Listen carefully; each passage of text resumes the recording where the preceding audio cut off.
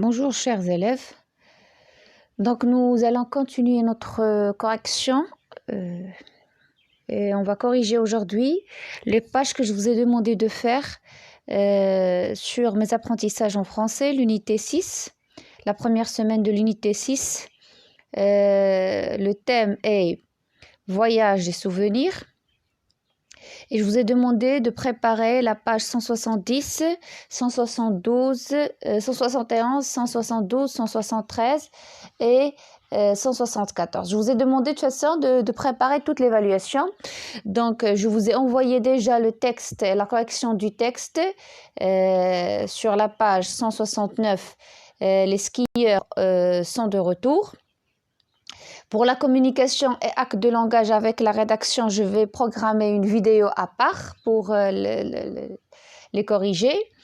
Et maintenant, on va corriger les outils de langue. On va corriger le lexique, la grammaire, la conjugaison et l'orthographe. Et sur la page 170, vous avez 4 exercices. D'accord? Et on a les antonymes comme objectif à évaluer et consolider. On a les antonymes et le lexique du voyage, n'est-ce pas? Donc, pour la première question, on vous a demandé écrit côte à côte les couples d'antonymes. Et lorsqu'on dit les antonymes, ce sont les contraires. Et les antonymes ou bien les contraires sont des mots qui ont un sens opposé. D'accord? Toujours, on parle des antonymes pour donner un sens contraire, pour dire le contraire du mot demander, n'est-ce pas? Alors, là, vous avez une série de mots, mais le mot, ils sont contraires. Hein, on va les relever en couple d'antonymes. Dans l'exercice 2, on vous demande de trouver les antonymes ou bien les contraires des mots demander.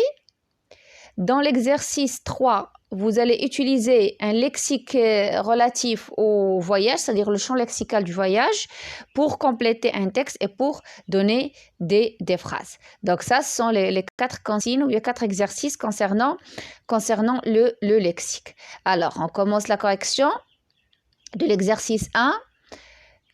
On a écrit côte à côte les couples d'antonymes, donc nouveau, contraire, ancien, perdre, gagner, gentil, méchant, noir, blanc, haute, basse, début, fin et langue courte.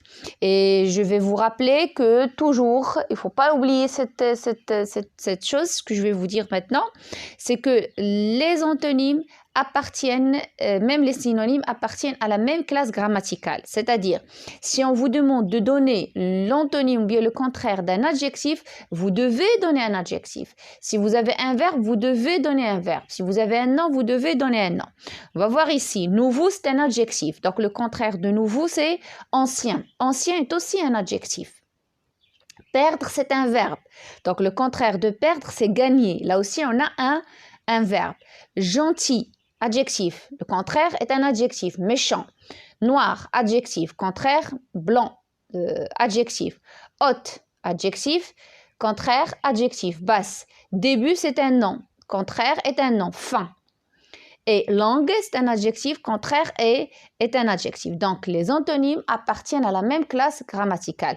Donc, il n'est pas vraiment acceptable de donner ou bien de donner des antonymes qui n'appartiennent pas à la même nature, à la même classe grammaticale. On vous donne un verbe et vous donnez un nom comme contraire. Là, c'est pas correct, d'accord? Donc, vous devez faire attention à ce point-là. Je sais très bien que vous connaissez et que vous savez c'est quoi les contraires. Maintenant, vous avez, et j'ai pas cessé de vous dire, attention, le jour d'examen ou bien le jour des épreuves, ou bien si vous avez une évaluation, ou bien un contrôle, on peut vous demander de donner le contraire, comme on peut vous dire donne l'antonyme. Alors, l'antonyme, c'est le contraire. Donc, vous devez avoir les deux mots, ou bien les deux notions dans la tête, parce que si on vous demande l'antonyme ou bien le contraire, donc, on parle de la même chose.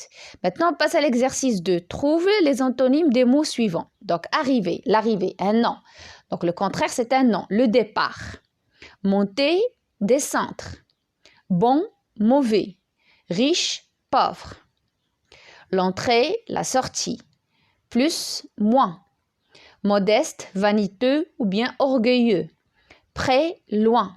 Bien, mal.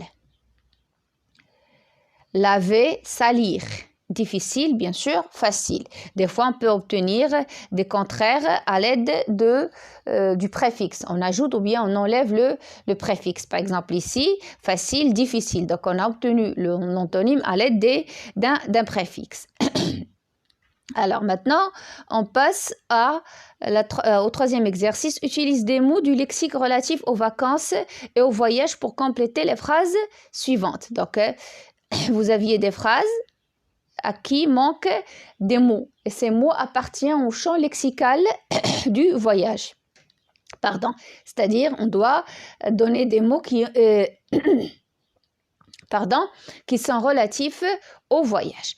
Alors, première phrase, avant de voyager, je prépare ma valise, j'achète mon billet de train. Si vous avez écrit ticket, c'est acceptable, on peut l'accepter. Phrase B, j'achète des souvenirs dans des bazars. Je peux écrire aussi, j'achète des objets dans des bazars. Je peux écrire aussi, j'achète des outils dans des bazars, ainsi de suite. Alors, je fais des randonnées à dos de cheval. Phrase C, avec mes parents, je pêche des poissons et nous nous baignons dans la mer.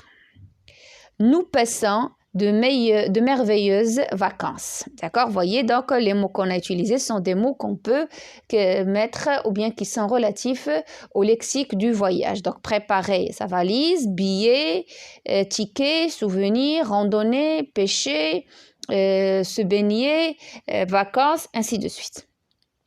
Et pour les trois phrases, donc on écrit trois phrases où on emploie le lexique relatif au voyage. Alors, je vous ai proposé ces phrases, mais vous pouvez donner d'autres phrases. L'essentiel, c'est d'avoir des mots qui appartiennent au champ lexical du voyage. Alors, j'ai beaucoup voyagé par avion. C'est confortable et rapide.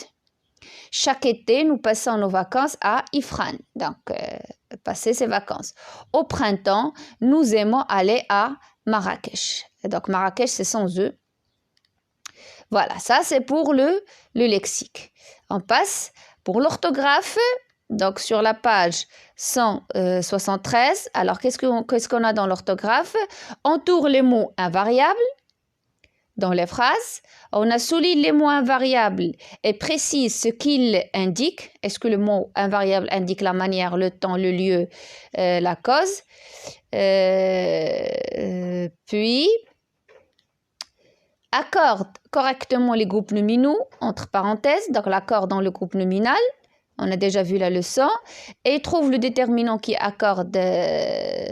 s'accorde avec le groupe nominal sujet. C'est toujours les accords. Et remplace les mots en couleur par les mots entre parenthèses. Et attention aux accords. Donc, dans l'orthographe de cette première semaine, de cette évaluation, donc on va rappeler les mots invariables et on va parler de l'accord dans le groupe nominal. Et si vous vous rappelez, on a dit les mots invariables.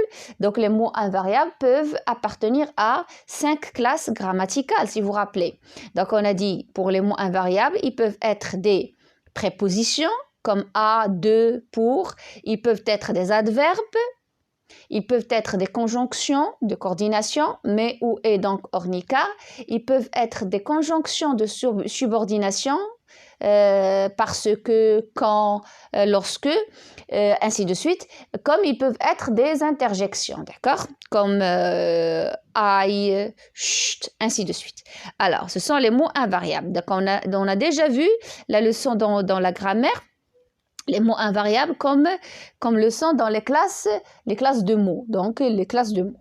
Alors ici, on a 4 phrases et il faut trouver les mots invariables. Alors, on va les voir ici. Voilà. L'exercice 1. Voilà. Ce chauffeur conduit bien. Donc, dans cette phrase, il y a bien. Donc, il y a cet adverbe, donc l'adverbe bien. Bien, donc, ce mot, il est invariable. Pourquoi il est invariable? Parce qu'il ne change pas. On l'écrit toujours de cette manière. Il ne s'accorde pas, il ne prend pas S, il ne prend pas E, il ne se conjugue pas, donc il ne change pas sa forme. Il garde toujours la même forme. Donc, bien, lorsqu'on le trouve, lorsqu'on l'écrit, c'est toujours comme ça. C'est un mot invariable, il ne change pas. Voilà. Par contre, le déterminant, il peut être C. Chauffeur, je peux ajouter S. Conduit, je peux le mettre au futur. Donc, ce sont par exemple, ce déterminant, chauffeur, un nom et conduite, un verbe. Et tous ces mots sont des mots variables, ils varient. Par contre, bien, c'est un mot invariable. Dans la deuxième phrase, on a « Hier, j'ai été invité à un mariage ». Donc, hier qui est un adverbe de temps. Hier, c'est toujours comme ça. Il s'écrit toujours de la même manière. Il ne change pas, il ne s'accorde pas, donc il est invariable. A avec accent, c'est une préposition. Elle s'écrit toujours de la même façon. Alors, je fais beaucoup de marches pendant les vacances. Donc, on a beaucoup et pendant. Donc, je crois que c'est clair. Vous vous rappelez maintenant. Donc, les mots invariables, ce sont des mots qui ne changent pas d'orthographe, de graphe. Ils ont la même graphie. Ils ne s'accordent pas. Ils sont invariables, intouchables. Même si on met la phrase au pluriel, même si on change le temps de la phrase, même si on met la phrase au féminin, même si on fait quoi que ce soit pour les changer, ils ne changent pas. Ce n'est pas comme les autres mots variables. Donc, on a ici beaucoup et pendant. Ce guide touristique parle lentement. Donc, on a ici l'adverbe lentement. L'exercice 2, on souligne les mots invariables et on précise ce qu'il indique. Est-ce que c'est la manière, le lieu, le temps, la cause? Alors, il voyage car il aime découvrir les paysages. Donc, on a ici la conjonction de coordination car. Car, c'est un mot invariable. Alors, qu'est-ce qu'elle indique? Elle indique la cause. On emploie toujours car pour indiquer la cause. Alors, maintenant. Maintenant, c'est un adverbe de temps. D'accord? Maintenant, qui indique le temps, un adverbe qui indique le temps. Et c'est un mot invariable. Maintenant ne change pas. Il s'écrit toujours de la même façon. Alors, il prend souvent l'avion à 6 heures du matin, donc souvent. Souvent, on a ici, il indique le temps. Il y a aussi la préposition à. Donc, mais je ne l'ai pas souligné parce que elle n'indique pas ce qui est demandé ici, d'accord? Donc, mais c'est un mot invariable parce il n'y a pas la cause, il n'y a pas la manière, il n'y a pas le temps. Donc, je me suis contentée de souvent. Mais si vous avez souligné « c'est correct, c'est pas faux ». Cet artisan travaille correctement. Donc, correctement, c'est le mot invariable. C'est un adverbe de manière. Dans cette rivière, on pêche beaucoup de poissons. Donc, il y a dans qui indique le lieu, il y a aussi beaucoup, mais beaucoup ici indique la quantité. Et puisqu'on n'a pas demandé la quantité, je ne l'ai pas souligné. Vous voyez, dans la consigne, ils ont demandé manière, temps, lieu et cause, d'accord? Mais ici, beaucoup de poissons, beaucoup aussi, c'est un mot invariable, d'accord? Mais il ne va pas avec ce qui est demandé dans la consigne. Voilà. Ça, c'est pour les mots invariables. Maintenant, on passe aux accords dans le groupe nominal. Et on a dit le groupe nominal, il se compose d'un déterminant plus un nom. Ça, c'est le groupe nominal minimal. C'est le minimum dans le groupe nominal. Le minimum, c'est d'avoir un déterminant plus un nom, mais on peut trouver un déterminant plus un nom plus un adjectif épithète. Et c'est là où on parle de l'accord. D'accord? On peut trouver le complément du nom, on peut trouver la phrase relative dans le groupe nominal, mais pour le complément du nom, il y a la phrase relative, ou bien la subordonnée relative, on n'accorde pas. Donc, ce qui nous intéresse, nous, dans les accords dans le groupe nominal, c'est l'adjectif épithète. Donc, lorsqu'on a un adjectif qui est épithète dans un groupe nominal, donc on fait attention, il s'accorde. Donc, ils ont donné le nom avion, ils ont donné l'adjectif rapide. Et donc, il faut écrire ces avions rapides. On doit ajouter S à avion et S à rapide. Pourquoi? Parce que ici, le déterminant qui commande le groupe nominal, c'est le déterminant C. Puisqu'on a un déterminant pluriel, donc on doit ajouter un nom pluriel et un adjectif pluriel. Bien sûr, l'adjectif s'accorde avec le nom, donc l'adjectif est commandé par le nom et le nom est commandé par le déterminant. La langue journée, donc langue, pourquoi? Parce qu'on a un nom féminin qui est journée, donc on accorde l'adjectif au féminin. Des voyageurs pressés, donc voyageurs avec S et pressés avec S parce qu'on a un déterminant pluriel. Voilà, maintenant, on passe à l'exercice 4. Trouve un déterminant qui s'accorde avec le groupe nominal sujet. Des vacances merveilleuses. Donc ici, on peut mettre des, ou bien les, ou bien c'est, comme vous voulez. Une plage propre. Cette plage propre, ou bien la plage propre. Des montagnes hautes, parce qu'ils ont demandé seulement un déterminant. Donc, vous pouvez mettre un déterminant qui vous convient, seulement respecter le genre et le nombre des noms et des adjectifs. Maintenant, remplace les mots en couleur par les mots proposés. Attention aux accords. Donc, ces voitures luxueuses, donc cet hôtel luxueux. Vous voyez, parce qu'on a remplacé un groupe nominal féminin pluriel par un groupe nominal masculin singulier. Donc, il faut faire attention à l'adjectif. Une mer calme, des océans calmes. Donc là, ici, il manque un S, s'il vous plaît. Et donc, j'ai oublié d'ajouter S. Donc, calme, c'est avec S. Donc, je n'ai pas fait attention lorsque j'ai fait j'ai écrit, fait la photo. Mais je le dis, écoutez, je le dis. D'accord? Des océans calmes. Calme, c'est avec S. S'il vous plaît, il y a un S qui manque.